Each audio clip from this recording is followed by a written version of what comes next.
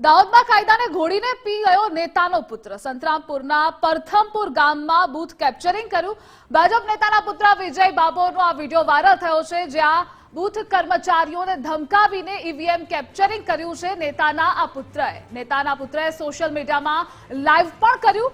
કોંગ્રેસ ઉમેદવાર ડોક્ટર પ્રભાબેન તાવડિયાએ તે અંતર્ગત ફરિયાદ દાખલ કરી છે। ફરિયાદ બાદ જિલ્લા કલેક્ટર દ્વારા વિડીયોની તપાસ પણ થઈ રહી છે। જો કે આરોપી વિજય બાબોરે વિડીયો સોશિયલ મીડિયા પરથી હટાવી દીધો છે, પરંતુ નેતાનો પુત્ર હોવાથી શું કાયદા અને નીતિ નિયમો તેને લાગુ નથી પડતા, તે સૌથી મોટો અહીં સવાલ થયો છે। પરથમપુરના ગામમાં બૂથ કેપ્ચરિંગ કરતો તેણે વિડીયો બનાવ્યો હતો। आखो तो कहीं ना फटाफट बोलो यार। अरे भाई फायर जो मारा भाई नो चाल है विजय बाबोर एटले बात खला एक ज चाल बाबोर मशीन बसीन बधुं आपड़ा बापनु ज छे। मशीन है आवा बापनु ज छे।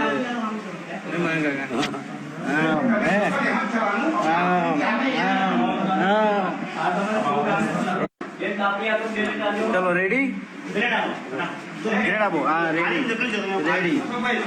Ready okay done Jaswant babu done.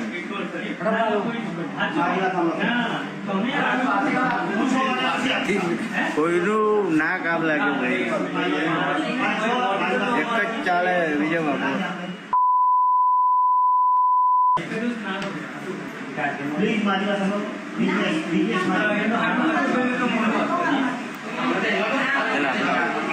એટલે હું દબાવું છું ને તમે ટેન્શન નું કામ કરો છો।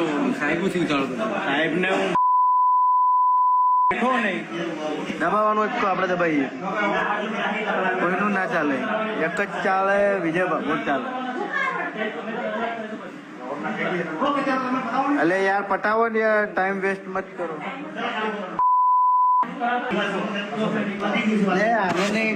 यार बाकी हूँ आ मशीन लઈને જતો રહી ઘેરે હમણાં થાક્યો હું આ લોકોથી ફટાફટ લાવો બાકી આ મશીન ઘેર લઈ જઈએ હમણાં।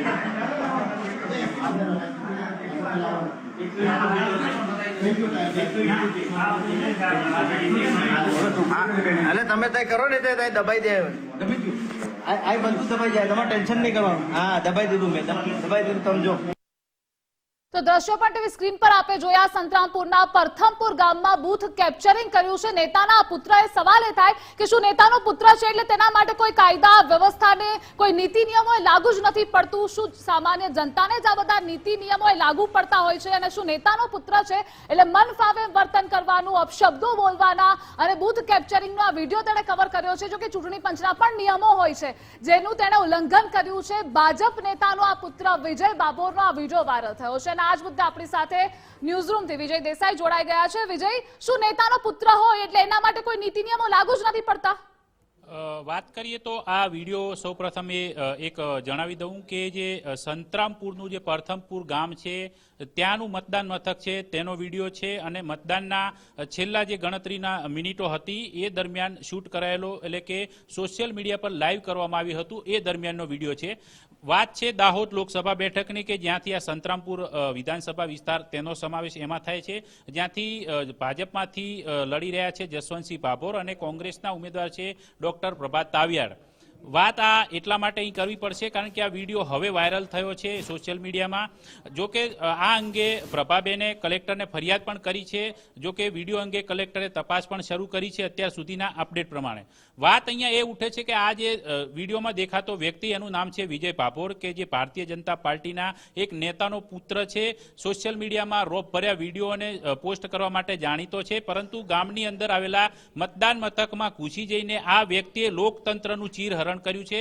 કારણ કે આ વ્યક્તિ લોકતંત્રના ચીરહરણ માટે કુખ્યાત થઈ ચૂક્યો છે આ વિડીયોના માધ્યમથી। કારણ કે જે પ્રમાણે તે મતદાન મથકમાં જાય છે, અધિકારીઓને મા બેન સામે ગાળો બોલે છે, અધિકારીઓને ધમકાવે છે, ધમકાવ્યા બાદ છે ઈવીએમ અને બેલેટ સમગ્ર જે ચૂંટણી પ્રક્રિયા માટેની જરૂરી સામગ્રી છે તેને હાઇજેક કરી લે છે। એક પ્રકારે જેમ આપણે ફિલ્મોની અંદર જોતા હોઈએ છીએ કે બૂથ કેપ્ચરિંગ થાય છે એ જ પ્રકારે આણે આખું મતદાન મથક કેપ્ચરિંગ કરી લીધું। ભારતીય જનતા પાર્ટીના નેતાનો પુત્ર હોવાને નાતે અધિકારીઓને દબાવી દીધા। ખુલ્લેઆમ વિડીયોમાં લાઈવ થઈને એવું બોલે છે કે આ ઈવીએમ હું ઘરે પણ લઈને જતો રહીશ, અહીં તો હું જ ચાલું છું. આવા અનેક એને દાવા કર્યા છે. જો કે વિડીયોમાં એ પણ બોલે છે કે થોડી વાર પહેલા તો સાહેબ આપણે મતદાન કરતા જ હતા ને, હવે છેલ્લી મિનિટો બાકી છે તો ફરી કરવા દો ને, શું વાંધો છે. એટલે મતદાન મથકની અંદર આ વિડીયોમાં દેખાતા ઘણા બધા મતદારો છે જે પોતાના મત આપવાની, પોતાના લોકતંત્રની અંદર મતાધિકારના પ્રયોગ કરવાની જે રાહ જોઈ રહ્યા હતા, પરંતુ અધિકારીઓ સમક્ષ માત્ર તેમની એન્ટ્રી કરાવીને તેમને બહાર તગડી રહ્યો હતો અને પોતે જાતે જ ઊભા સમગ્ર મત છે તે એક ચોક્કસ પાર્ટીને આપતો વિડીયોમાં સ્પષ્ટપણે દેખાય છે, સ્પષ્ટપણે બોલે છે. એટલે આ લોકતંત્રનું આને ખુલ્લેઆમ ચીરહરણ કર્યું છે. લોકતંત્રનું ચીરહરણ કરવાની સાથે તેને એક પ્રકારે જે ચૂંટણી તંત્ર છે, જિલ્લા કલેક્ટર તંત્ર છે, ત્યાં હાજર રહેલા સુરક્ષા કર્મચારીઓની કામગીરી સામે પણ શંકા પેદા થાય છે કે આ પ્રકારની પ્રવૃત્તિને સુરક્ષા કર્મીઓ શા માટે અટકાવી ન શક્યા. શું ભાજપ નેતાનો પુત્ર હતો એટલે આ પ્રકારની પ્રવૃત્તિની ખુલ્લેઆમ છૂટ આપી શકાય? ચોક્કસ લોકોને, ચોક્કસ પાર્ટીને મત આપતો આ રીતે આ લોકતંત્રનું ચીરહરણ કરનારા વિજય ભાભોર આખરે અત્યારે છે ક્યાં, તેને લઈને પણ સવાલ ઉઠી રહ્યા છે. જો કે કોંગ્રેસના ઉમેદવારે આ અંગે ફરિયાદ નોંધાવી છે, કલેક્ટર દ્વારા તપાસ પણ કરવામાં આવી રહી છે, પરંતુ જોવાનું એ રહેશે કે હવે આની અંદર કેવી કાર્યવાહી થાય છે. કારણ કે ગઈકાલે જે મતદાન પૂર્ણ થયું તેની અંદર બોગસ વોટિંગની ચૂંટણી પંચને કુલ રાજ્યમાંથી 19 ફરિયાદો મળી હતી, પરંતુ આ પ્રકારની ફરિયાદ હવે સામે આવી છે તો આની અંદર કેવા પ્રકારની કાર્યવાહી થાય છે તે પણ ધ્રુવિશા જોવાનું રહેશે. જી વિજય, આપ જોડાયેલા રહેજો. આપણી સાથે સંવાદદાતા શબીર પણ જોડાઈ ગયા છે. શબીર, શું આ વિજય પોતાને ચૂંટણી પંચથી પર ઉપર માને છે?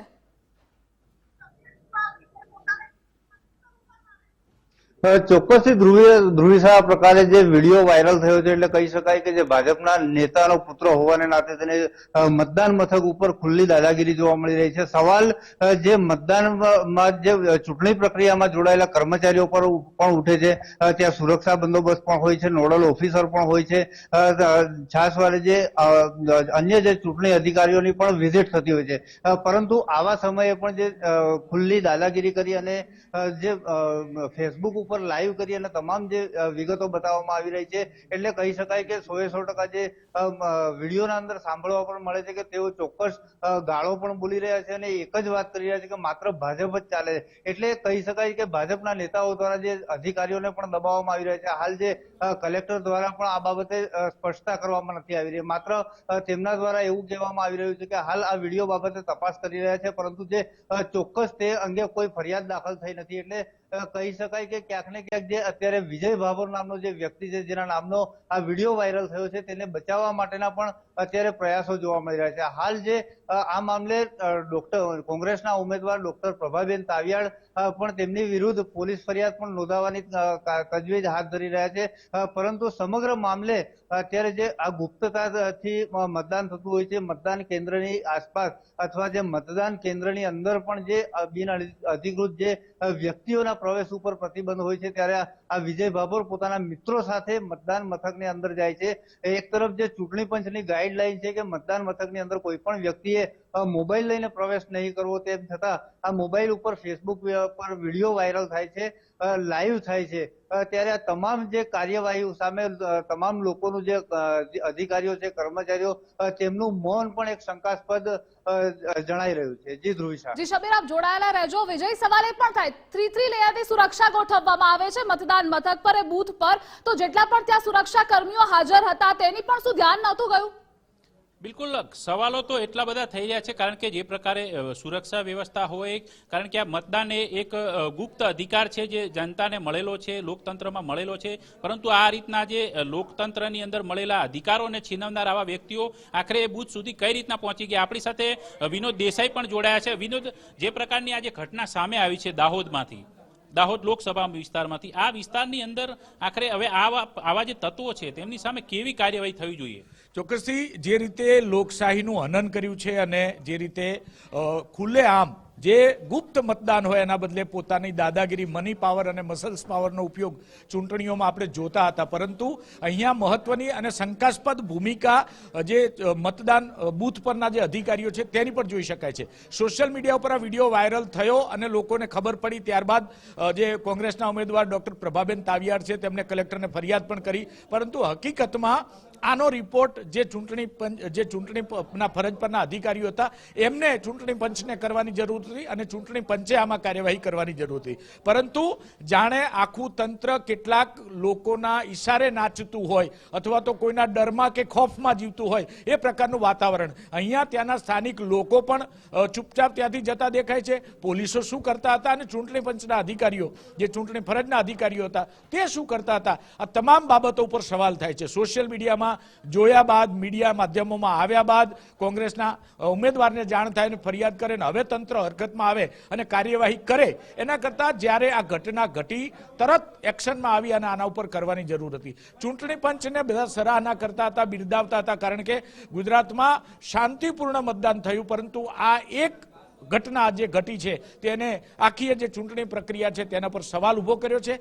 કેટલીક જગ્યાએ આ વિડીયો તો સામે આવ્યો, એવી કોઈ ખાતરી આપી શકે છે કે જે જગ્યાએ આવા વિડીયો સામે નથી આવ્યા ત્યાં આ પ્રકારની હરકત નહીં થઈ હોય? કારણ કે જો મની મસલ્સ પાવરનો ઉપયોગ દાહોદના એક બૂથ ઉપર થઈ શકતો હોય તો એ ગમે ત્યાં થઈ શકે છે. એટલે ચૂંટણી પંચ હવે આમાં કેવા પ્રકારની ભૂમિકા ભજવે છે, કેવા પ્રકારના એક્શન લે છે, અને જે આ ગુનેગાર છે જેને લોકશાહીની હત્યા સમાન કૃત્ય કર્યું છે, બૂથ કેપ્ચરિંગ કરવાનો પ્રયત્ન, આપણે જ્યારે છાતી ઠોકીને એવો દાવો કરતો હોય કે ગુજરાતમાં બૂથ કેપ્ચરિંગ હવે ભૂતકાળ થઈ ગયું છે, તો એ ભૂતકાળને ફરી વાગોડ્યું છે.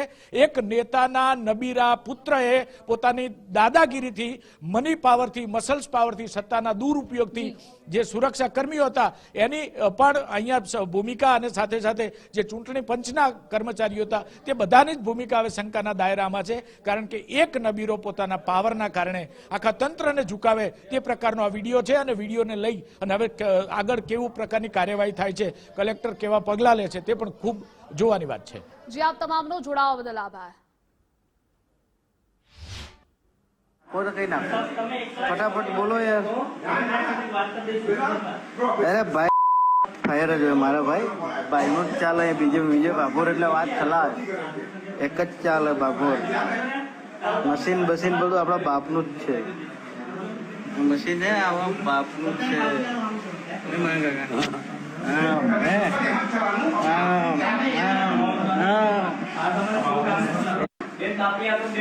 ચલો રેડી, ગ્રેડ આપો. હા ready okay done. Jaswant Babu done.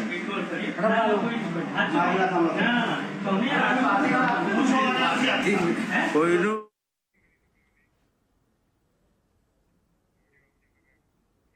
હાલ બુલેટિનમાં બસ આટલું. વધુ સમાચારો માટે આપ જોતા રહો ગુજરાત ફર્સ્ટ.